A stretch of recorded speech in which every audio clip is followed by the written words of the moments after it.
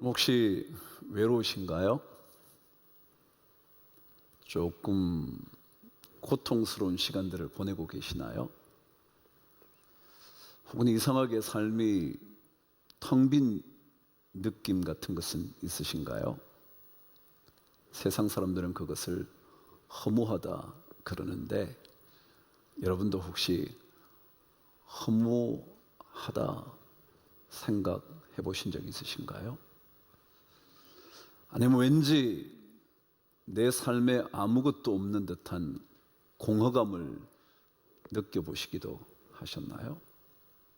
현대인들의 정신 건강에 가장 강력하고도 무서운 적 하나가 있다 그럽니다. 그 적이 바로 무의미라는 적이랍니다. 무의미. 열심히 살았는데 어느 날 갑자기 그게 아무런 의미가 없어 보이는 겁니다. 자식을 위해서 진짜 뼈를 불사르듯 살아왔는데 어느 날 자식의 말 한마디에 내 인생 아무것도 아닌 것 같은 지금까지 달려온 수고가 너무 헛되게 보이는 겁니다. 그래도 가정을 지켜보려고 몸부림쳤는데 엉뚱한 결과를 맞이하고 나면 내가 이것 때문에 이렇게 처절하게 살아왔나 싶을 때가 있단 말이죠. 그래서 왜 이렇게 살아왔지? 라는 이 무의미함으로 인한 공허감, 그게 우리 인간에게 가장 큰 정신 건강의 적이라는 겁니다. 정신의학자들의 분석이죠. 의미 없이 삶의 길을 질주하는 겁니다. 열심히 달려가지만 왜 이렇게 달려야 되는 거지?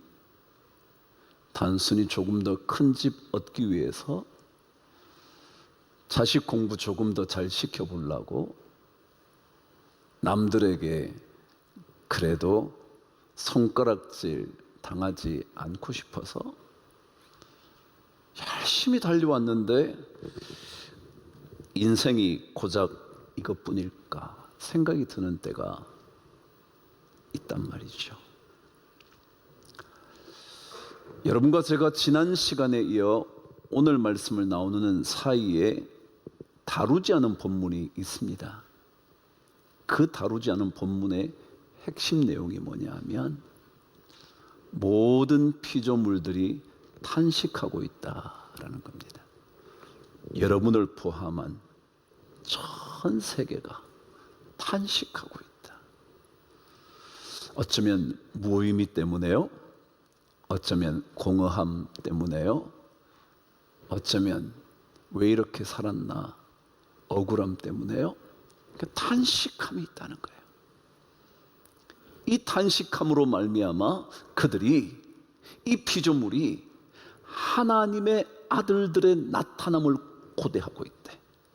이 모든 피조물들이 고대하는 바는 하나님의 아들들이 나타나는 거래요. 하나님의 사람들이 이 땅에 나타나는 거라는 거예요. 멋지게 달려왔지만 공허한 이 삶, 진짜 누구보다도 더 열심히 살아왔는데 아무런 의미가 없는 것 같은 이 삶의 시간을 사는 모두에게 하나님의 아들들의 나타남이 필요하다, 그 얘기인 거예요. 심지어 의미의 추구라는 책을 썼던 빅터 프랭클조차도 인간은 삶의 의미를 찾고 추구하지만 그것을 온전히 깨달아 알 수 없다고 말할 정도였으니까 말이죠. 그렇다면 이 탄식하는 피조물들이 고대하는 하나님의 아들들이 어떤 모습을 가지고 이 땅에 와야 하는 것일까? 어떤 모습으로 여러분과 제가 살아가야 하는 것일까? 오늘 그 얘기를 좀 묵상해 보도록 하죠. 모두가 허무하다 생각할 때 모두가 의미 없는 인생길을 살아간다고 생각할 때 내가 왜 이렇게 꼭 살아야 하나 싶어서 오늘 아침 근데 한 기사가 났어요.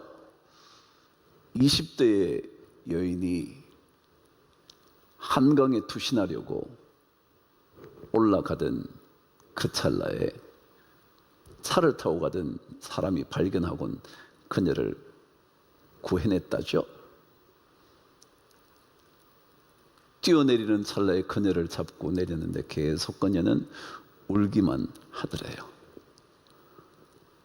20대밖에 되지 않은 그 여인에게 무슨 그리 삶을 끊을 만큼 고통스러운 게 있었을까요?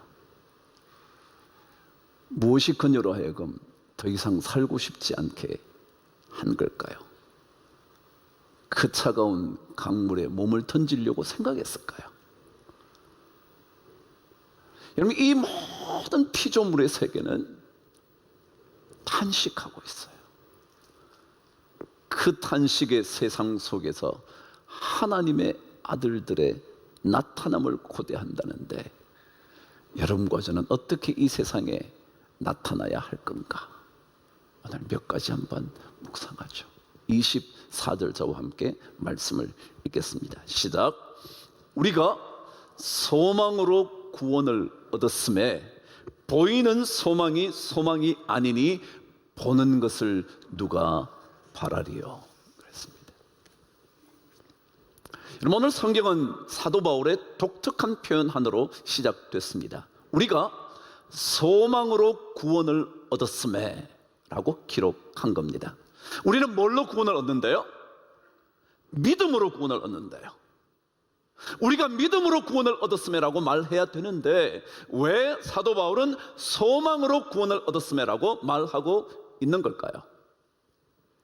다시 말하면 사도 바울에게 믿음이라는 개념은요, 소망이라는 개념과 똑같이 느껴진 겁니다. 하나님을 믿는다, 그것은 하나님을 소망한다, 그 얘기라는 거예요. 예수를 믿는다, 그 얘기는 예수 그분만을 바라보고 또 바라본다, 그게 바로 믿음이라는 거거든요.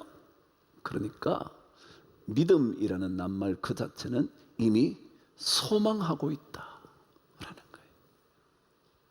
말하자면 소망하고 있는 사람만이 믿음을 가진 사람이라는 거죠. 여러분과 제가 이 땅을 살면서 나중에는 아무것도 아닌 것 같은 이 세상에서 끊임없이 소망을 붙들고 있는 것, 이게 뭐냐면 믿음을 가졌다고요. 믿음을 가졌답니다. 내가 살고 싶지 않은 이 삶의 환경 속에서도 내 목숨을 끊지 않는 이유는 믿음을 가진 나는 끝까지 소망하는 인생을 살기 때문에 그렇다, 그 얘기예요. 그렇지 않나요? 소망하고 있는 한 우리는 믿음이 있지 않나요? 아니, 반대로 그에 대한 믿음이 있는 한 우리가 이 소망을 끊어버릴 수 없잖아요. 그 사람을 믿지 않는데 왜 기대하겠어요? 그 사람이 오리라고 믿지 않는데 내가 왜 소망하고 있겠냐고요.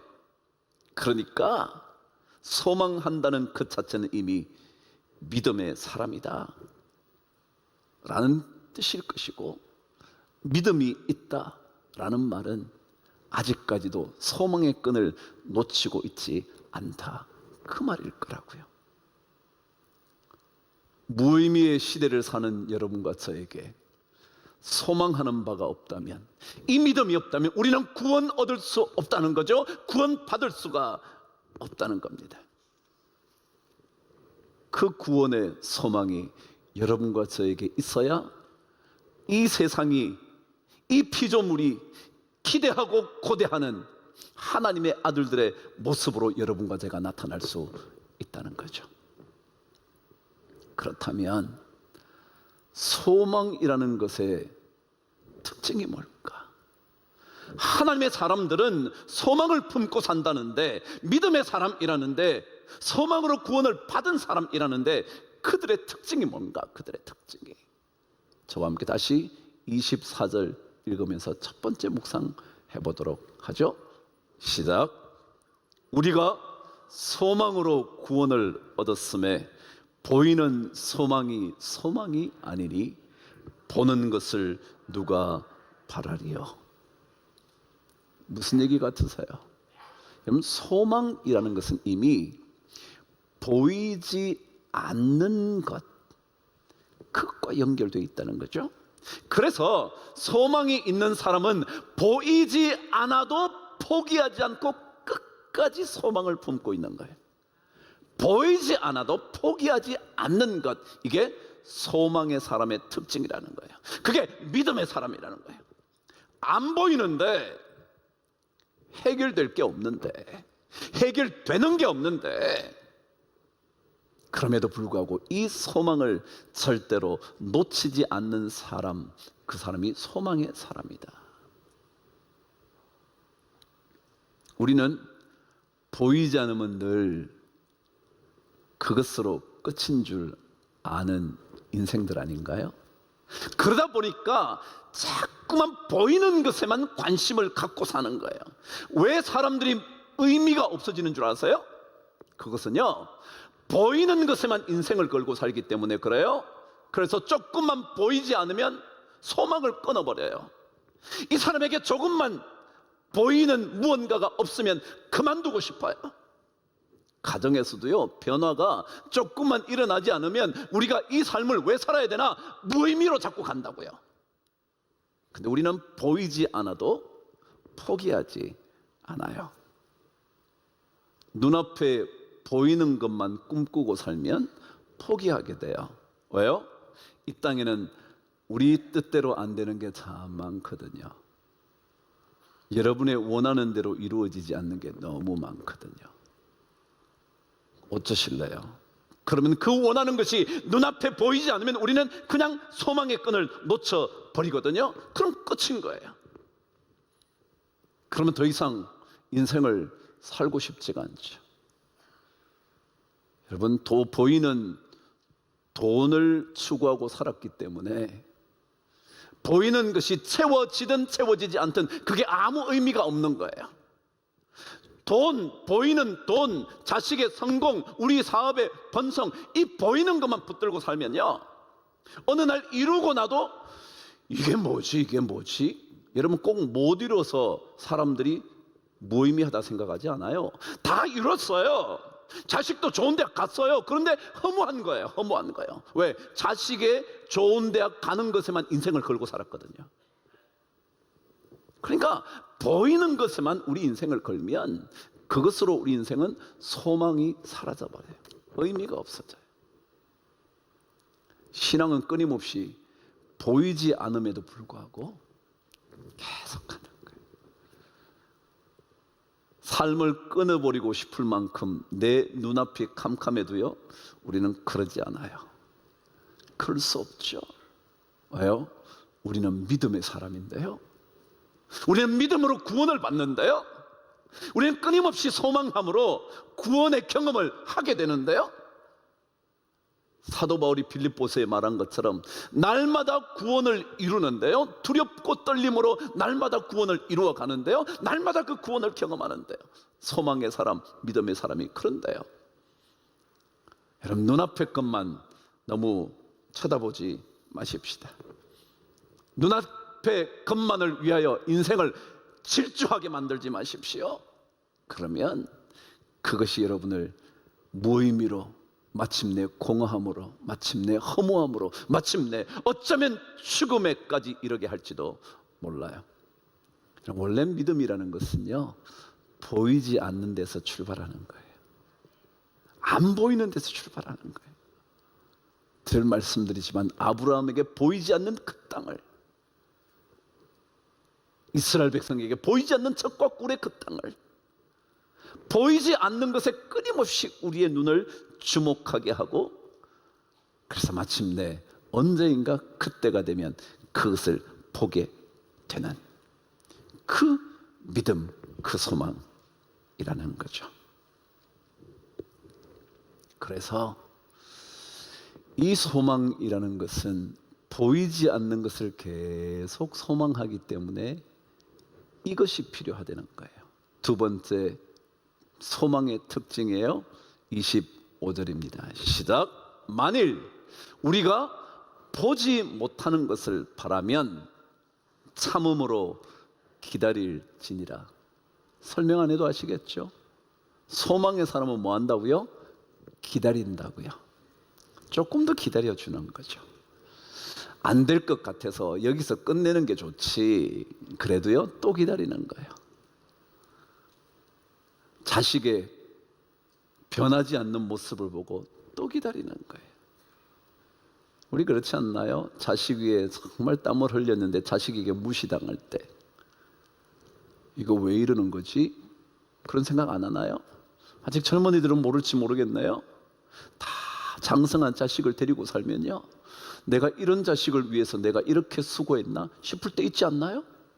그런데 여러분, 믿음의 사람, 소망의 사람은 그래도 또 기다려주는 거예요. 또 기다려주는 거예요. 신앙은 그런 거예요. 계속 기다려보는 거죠. 이 기다림이 얼마나 힘든지 사도 바울은 한마디 덧붙였어요. 참음으로 기다릴지니라. 그런 거예요. 참아야 된다는 거예요. 안 참고는 기다리지 못한다는 거예요. 그렇지 않겠어요? 참지 못하는데 어떻게 기다리겠어요? 근데 기다림이라는 자체가 이미 인내한다는 거 아니에요? 또 참아주는 거 아니에요? 그래야 기다리는 시간이 생기는 거 아니겠어요? 그렇게 계속 기다려보는 거죠. 또 기다려보는 거죠. 그게 소망인데요, 우리는 그래서 함부로 쉽게 아무렇지도 않게 그냥 끝낼 수 없어요. 우리는 계속 참음으로 기다릴지니라. 만일 우리가 보지 못하는 것을 바란다면 참음으로 기다릴지니라. 믿음의 사람만이 소망하며 살고, 소망하는 사람만이 당연히 기다림의 인내를 가꾸어 가는 사람이라는 거죠. 라이너 마리아 릴케가 젊은 시인에게 보내는 편지라는 책에서 이런 글을 썼어요. 그는 좋은 신앙인이거든요. 그런데 그가 이렇게 썼습니다. 당장 해답을 구하려 들지 마십시오. 여러분, 우리는 너무 당장 뭐가 이루어져야 돼. 당장 이게 뭐가 돼야 되고요, 당장 이게 변화돼야 되고요, 당장 이게 달라져야 되고요, 당장 이렇게 우리에게 와야 되고요. 근데 당장 해답을 구하려 들지 마십시오. 젊은이에게뿐만 아니라 나이가 든 여러분에게나 저에게도 말이죠. 우리는 당장에 목말라 하잖아요. 기도를 해도 당장 응답이요. 돈을 벌어도요, 당장 벌었으면 좋겠잖아요. 자식도 당장 바뀌어졌으면 좋겠거든요. 근데 여러분, 조금 더 기다리세요. 당장 해답을 구하려고 하지 마시고요. 우리는 삶을 살아가면서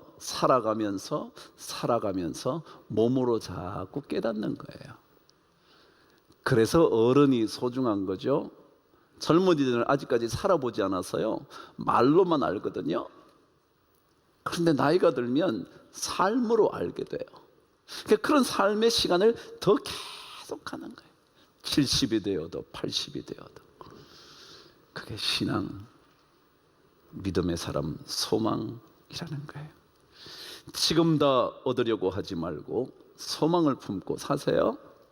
지금 다 얻으려고 하지 않는다면 조금 기다려 주세요. 당장 해답의 열쇠 주려고 하지 말고요, 조금 기다려 보세요. 여러분, 우리가 이 모든 것을 당장 얻을 수 없는 이유는요, 하나님의 뜻이 있을 거고요, 또 하나는 우리가 모두가 다 연약하기 때문에 그래요. 오늘 저와 함께 26절 읽으면서 말씀을 마무리해 보시죠. 저와 함께 읽을게요. 시작. 이와 같이 성령도 우리의 연약함을 도우시나니 우리는 마땅히 기도할 바를 알지 못하나 오직 성령이 말할 수 없는 탄식으로 우리를 위하여 친히 간구하시느니라. 먼저 오늘 생각할 일은요, 우리의 연약함입니다. 연약함이라는 거예요. 믿음의 사람, 소망의 사람은요, 연약함을 알아야 돼요. 연약함을 모르면 분노해요. 왜요? 했는데 왜 안 돼? 우리는 이렇게 했는데 너는 왜 안 해? 자기가 하면 다 되는 줄 알아요. 아니요, 하면 다 되지 않아요. 우리 인간은 그런 존재 아니에요. 우리의 연약함을 성령님이 알고 계신데, 여러분, 세계의 가수 중에 한 사람이 셀린 디옹이라는 사람이에요. 들어보신 적 있나요? 벌써 50이 넘었으니까 여러분 우리 나이 때쯤에 보다 좀 젊은 사람이니까 하여간 요때 사람이 알 거예요. 워낙 유명한 가수였죠. 팝 가수였는데 뭐 이 얘기하면 아실래나요? 타이타닉이라는 영화 보셨나요? 그 영화의 주제가를 불렀던 여자예요. 혹은 미녀와 야수라는 아이들 것만은 아니지만 그런 영화도 있었죠, 그죠? 거기에도 노래 불렀던 여인이에요. 탁월한 여인이죠. 근데 그녀가 최근에 그런 질병에 걸렸답니다. 100만 명 중에 한 명이 걸릴까 말까 하는 희귀성 질환을 앓게 됐답니다. 무슨 질환이냐 그랬더니 전신의 근육이 강직하게 되어가는, 그래서 몸이 뻣뻣하게 굳어져가는, 그래서 마침내 목소리를 낼 수 있는 성대의 근육도 딱딱해져가서 소리를 낼 수 없는 stiff person syndrome이라 그러더라고요. stiff가 뭐냐면 딱딱한이거든요. person은 사람이죠. 그래서 강직 인간 증후군이래. 강직, 이렇게 자꾸 굳어지는 거예요. 그래서 근육도 굳어지고 목소리 내는 성대도 굳어지고 나중에 심장 뛰는 것도 굳어져서 마침내 생명을 잃게 되는. 그래서 그녀가 모든 연주 계획을, 올해 하기로 했던 모든 연주 계획을 취소한 거예요. 여러분 혹시 또 브루스 윌리스라는 배우를 아나요? 머리 빡빡 깎은 이렇게. 그래도 아시네요. 예, 그 사람 영화가 꽤 유명한가 봐요. 근데 그 사람이요, 최근에 또 병이 걸렸는데, 또가 아니고 이 여인처럼 어떤 병에 걸렸는데, 무슨 병에 걸렸냐면요, 실어증에 걸렸대. 배우가 뭐요? 실어증이요. 실어증이 뭐예요? 말을 잃어버리는 거예요. 무슨 말을 해야 되는데 말을 잃어버리는 거예요. 말이 안 나오는 거예요. 대사를 외우는데 말이 안 나오는 거예요. 특별한 경우 같으세요? 이런 사람들이요? 아니요, 이 사람은 그냥 배우 중에 한 사람이었어요. 근데 우리는 모두가 연약한데 연약하지 않은 줄 알아요. 내가 하면 자식이 변해야 된다고 생각해요. 내가 열심히 하면 사업이 다 돼야 된다고 생각해요. 내가 이렇게 노력하면 부인도 바뀌어야 된다고 생각하고요. 남편도 이렇게 내가 고생하면서 집안을 지키면 당신 잘해야 된다고 생각해요. 그래요, 그렇게 되면 얼마나 좋겠어요. 그런데 우리 모두는 뭐요? 연약하다고요. 이와 같이 성령도 우리의 연약함을 아시나니, 알고 계신다. 연약함을 우리도 알아야 돼요. 그래서 우리에게는 성령님의 도우심이 필요해요. 여러분 혼자 하려고 하지 마시고요, 성령님의 도우심이 필요해요. 우리 연약한 인간이 참음으로 기다릴 수 있는 능력이 없어요. 그래서 성령님의 도우심이 필요해요. 안 그러면 견딜 수 없이 나는 이것을 깨어버려야 돼요. 끝장을 내야 돼요. 그런데 참음으로 기다리려면 성령님의 도우심이 필요해요. 전 여러분과 제가 그 은혜를 받고 살아야 된다 생각해요. 성령의 도우심의 은혜.